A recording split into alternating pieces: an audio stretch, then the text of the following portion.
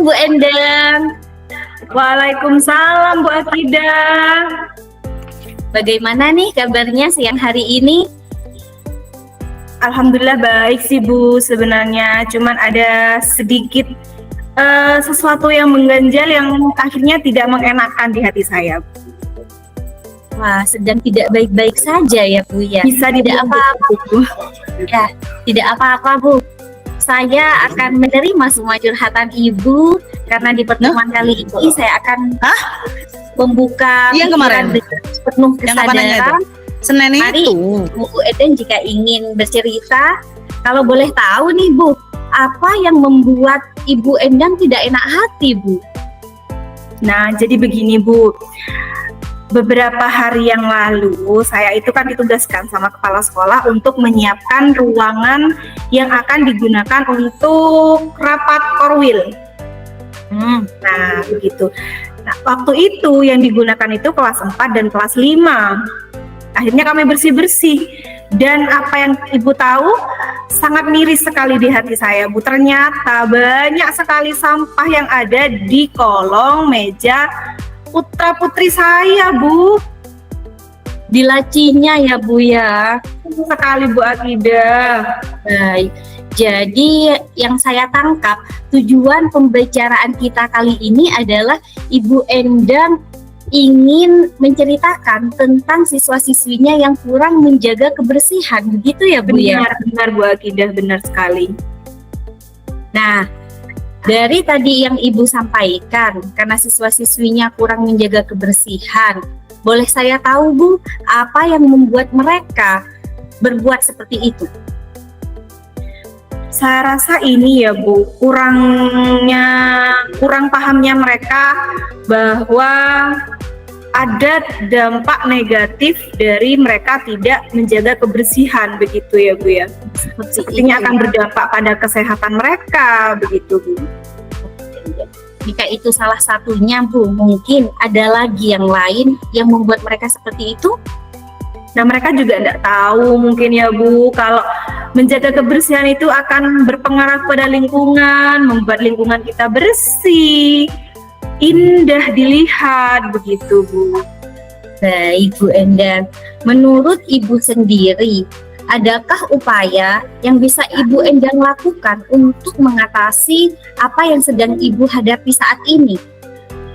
Nah, ini juga sempat terbesit ya Bu di benak saya, di kepala saya, di isi kepala saya ini, kalau saya itu sebenarnya ingin mengadakan sosialisasi tentang pentingnya menjaga kebersihan gitu Bu. Wah, itu bagus sekali sih Bu, kegiatan yang besar.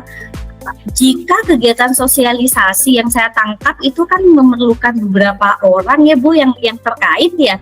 Menurut Ibu, siapa saja yang ingin Ibu libatkan dalam kegiatan tersebut?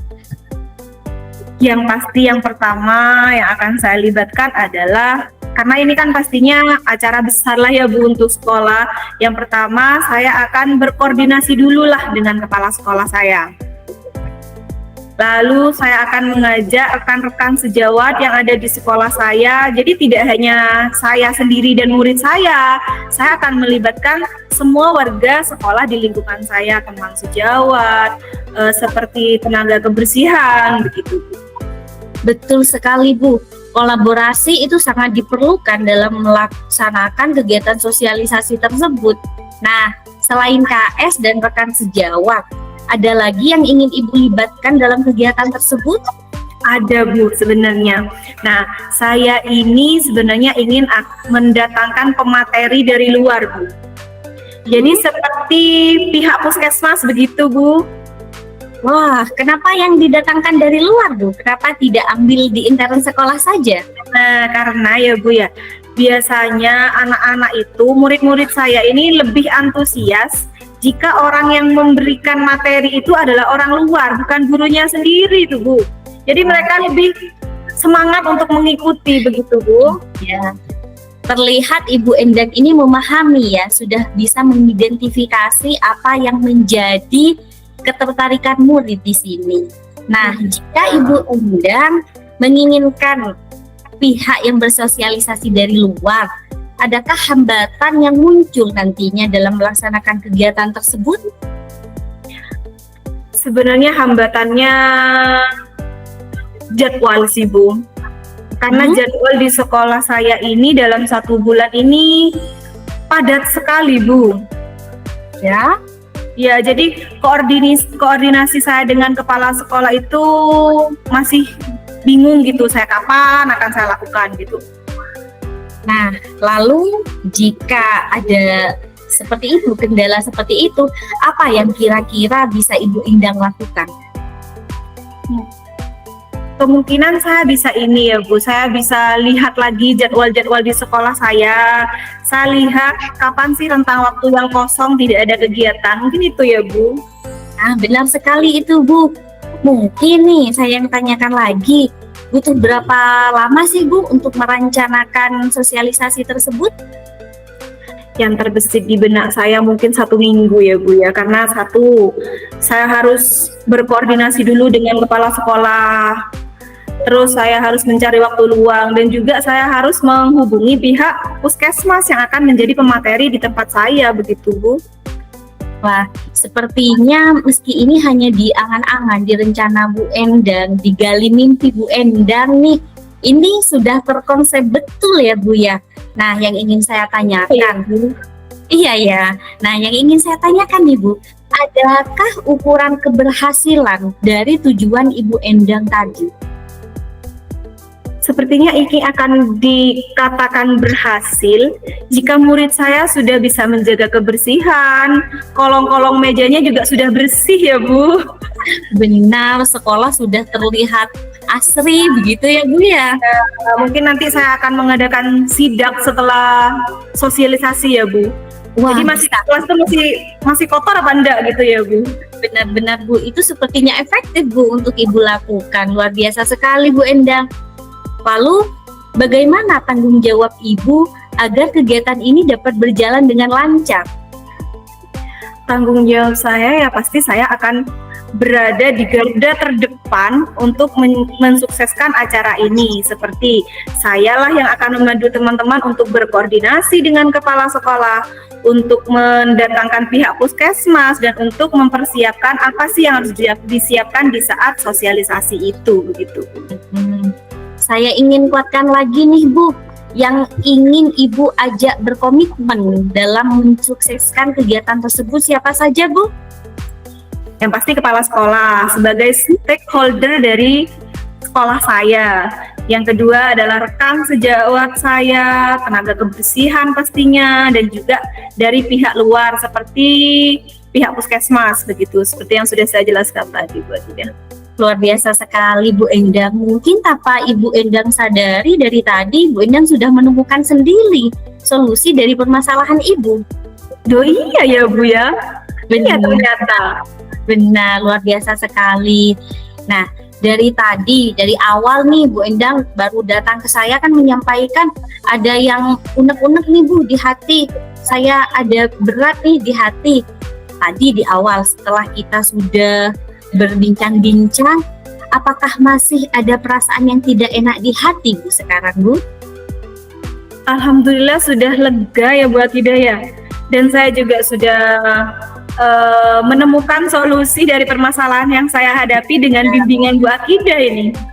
Nah, alhamdulillah berarti sudah baik sekarang ya Bu ya. Baik Bu, terima kasih banyak Bu Atidah. Sama. Nah, adakah yang ingin Ibu Endang bicarakan lagi dengan saya? Sepertinya sudah tidak ada ya Bu. Mungkin nanti kalau mungkin saya masih ada kendala, sepertinya saya akan mendatangi Bu Atidah lagi nih. Baik Bu, dengan senang hati nih Bu, dengan tangan terbuka saya akan menerima Ibu Endang kapanpun itu. Saya juga ucapkan terima kasih kepada Ibu Endang karena sudah percaya kepada saya untuk menceritakan keluh kesahnya, untuk bercurhat. Saya ucapkan terima kasih Bu. Ya Bu, sama-sama Bu Atidah. Semoga apa yang Ibu Endang rencanakan bisa terrealisasi dengan baik. Amin, amin, amin. Baik Bu, jika sudah tidak ada, selamat beraktivitas. Saya ucapkan Assalamualaikum warahmatullahi wabarakatuh. Waalaikumsalam warahmatullahi wabarakatuh.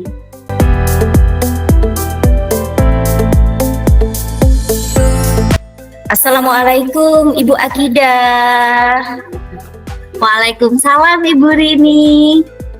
Bagaimana nih kabarnya di siang hari ini? Alhamdulillah baik sih Bu. Soalnya saya lihat dari tadi sibuk sekali ya di kelas ya. Benar Bu, saya lelah sekali Bu rasanya Bu. Dan sekarang ini saya sebenarnya ingin berkeluh kesah nih Bu sama Ibu. Oh boleh, sangat boleh sekali. Kalau boleh tahu apa yang menjadi keluh kesah Ibu Akidah? Begini Bu, Ibu Rini kan tahu sendiri ya Bu ya, saya mengajar kelas 1 yang mana kelas yang saya ampu ini dominan laki-laki. 15 laki-laki dan 4 perempuan. Nah, di antara laki-laki itu Bu, ada anak kembar laki-laki juga, kakak adik. Yang kakak ini Bu, dia lumayan bisa kenal sama huruf, sama angka, dia lumayan bisa. Jika saya dikte lumayan bisa lah si kakak. Nah, masalahnya di si adik ini Bu, padahal mereka kembar Bu, dari satu rahim. Nah, adiknya ini Bu, ya Allah, Masya Allah sekali Bu, tidak kenal, tidak bisa sekali Bu. Jika diajari sekarang A nih Bu, beberapa detik kemudian hilang Bu huruf A-nya itu Bu. Jadi Kompleks sekali ya Bu ya. benar Bu, itu sangat menyulitkan saya Bu. Baik Bu, jadi sebenarnya apa tujuan yang ingin Bu Akidah raih? Pastinya Bu, saya menginginkan anak tersebut itu bisa mengenal huruf, bisa menghafal huruf dan angka. Jadi tujuan dari perjumpaan kita hari ini adalah Bu Akidah menginginkan anak tersebut bisa mengenal huruf dan angka dengan baik. Benar Benarkah sekali Bu. Benar Bu. Oke. Nah, tadi Bu Akidah menyampaikan bahwa Bu Akidah menginginkan anak tersebut bisa membaca dan menulis. Menurut Bu Akidah, apa yang menyebabkan anak tersebut lama mengenal huruf dan angka? Begini Bu, saya itu mengajar kelas 1 untuk anak ini kan baru nih Bu, di masa transisi dari TK ke SD. Sudah 3 bulan Bu, anak ini berada di SD. Sejauh yang saya amati Bu, orang tua dari anak tersebut ini kurang perhatian.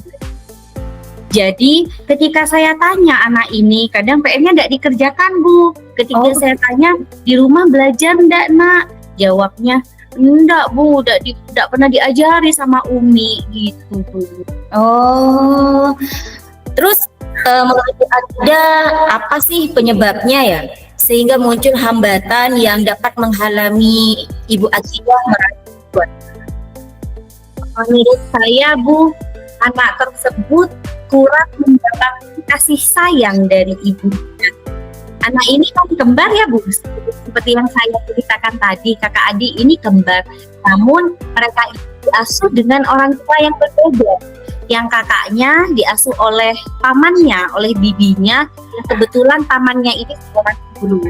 Jadi bibinya ini sangat perhatian sama si kakak. Setiap hari datang ke sekolah untuk menanyakan perkembangan belajar si kakak. Namun uang adiknya, padahal tinggal sama orang tua kandungnya ini kan ya Bu ya, itu terlihat sekali tidak ada perhatian dari orang tuanya, sehingga berakibat begitu. Oh, begitu.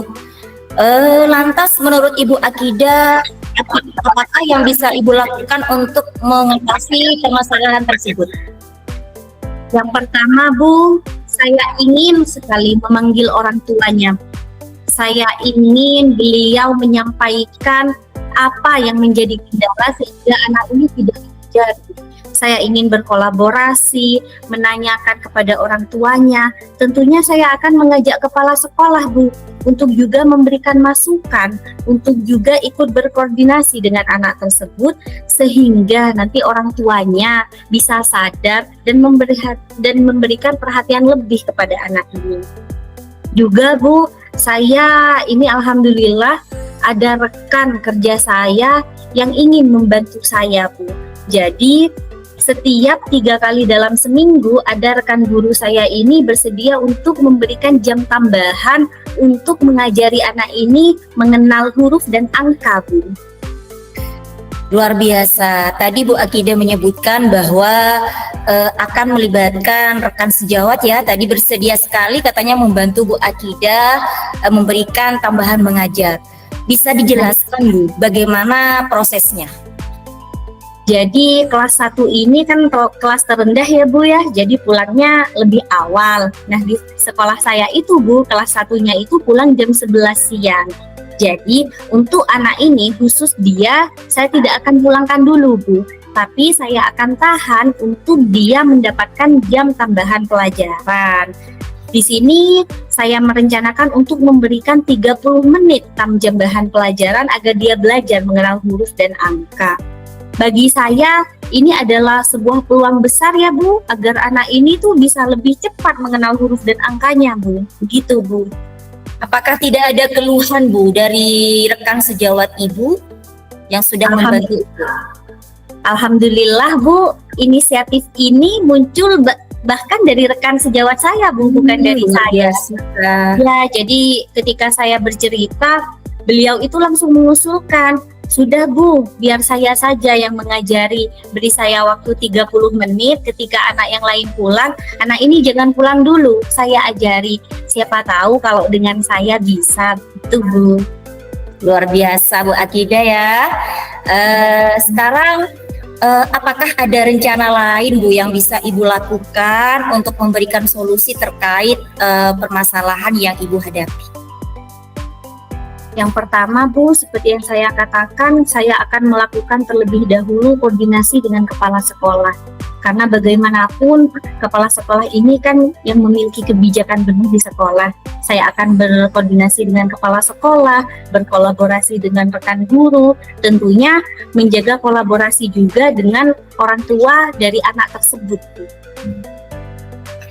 Bagus itu Bu ya, saya sangat apresiasi sekali. Lalu di sini adakah ukuran keberhasilan dari rencana aksi yang akan Ibu lakukan? Tentu ada Bu. Saya katakan berhasil ya, ini dalam versi saya. Saya katakan berhasil jika wali murid tersebut bisa secara intens melakukan kolaborasi dengan saya terkait perkembangan si anak ini. Juga saya katakan berhasil jika si anak ini bisa menghafal huruf dan angka seperti di tujuan pembicaraan kita pertama kali tadi Bu. Begitu Bu. Bagus Bu, bagus. Tapi ini dalam pelaksanaannya ya, pasti Bu Akidah itu juga membutuhkan dukungan dari pihak lain ya. Nih, agar rencana aksi Ibu bisa berjalan dengan baik, siapa nih yang dapat membantu Ibu dalam menjaga komitmen Ibu? Pastinya yang pertama adalah kepala sekolah ya Bu, seperti yang saya katakan beliau pemangku kebijakan penuh, jadi beliau yang akan saya ikut sertakan di sini dalam menjaga komitmen saya. Yang kedua dari rekan guru tadi yang alhamdulillah beliau berkenan untuk membantu, dukungan dari beliau itu sangat berarti bagi saya. Yang ketiga adalah pastinya dari wali murid tersendiri yang tadi dari ibunya untuk membantu saya berkolaborasi, berkoordinasi untuk memantau perkembangan anak selama belajar di rumah Bu. Bagus Bu. Kemudian agar langkah yang akan Ibu rencanakan ini berjalan kontinu, apa yang akan Ibu lakukan sebagai bentuk dari pertanggungjawaban atas ide atau solusi yang Ibu tawarkan ini? Pastinya berkolaborasi, berkoordinasi dengan kepala sekolah, rekan guru, dan tetap menjaga komitmen dengan wali murid agar tujuan saya bisa berjalan dengan baik. Bagus Bu ya, saya yakin rencana aksi yang akan Ibu laksanakan jika dilakukan dengan kontinu akan membawa dampak positif untuk sekolah dan peserta didik sehingga terbangun lingkungan yang positif juga ya Bu ya, tentunya yang berbudaya positif. Nah sekarang bagaimana perasaan Ibu ya, mulai tadi ada keluh kesahnya yang mau curhat-curhatan, sekarang gimana perasaan Ibu Akidah? Alhamdulillah Bu, saya merasa lebih plong rasanya Bu.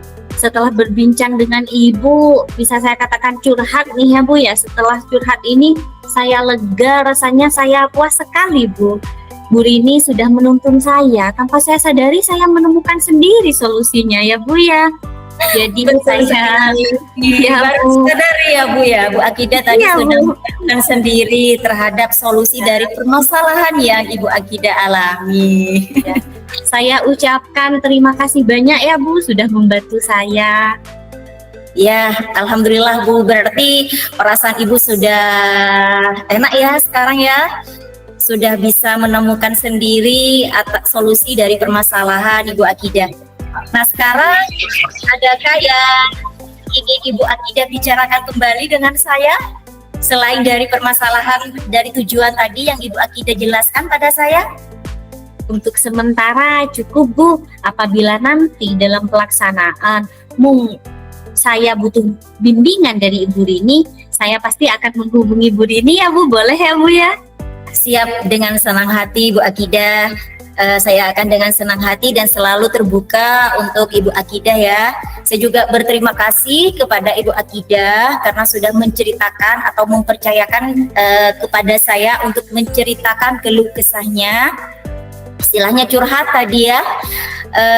Ketika saya mendengarkan permasalahan dari Ibu Akidah, juga Bu Akidah dengan gamblannya menyelesaikan permasalahannya sendiri dengan solusi-solusi yang sangat bagus menurut saya ya, menjadikan saya inspirasi tersendiri, pembelajaran sendiri yang bisa saya terapkan di kelas saya nanti ya Bu Akidah ya.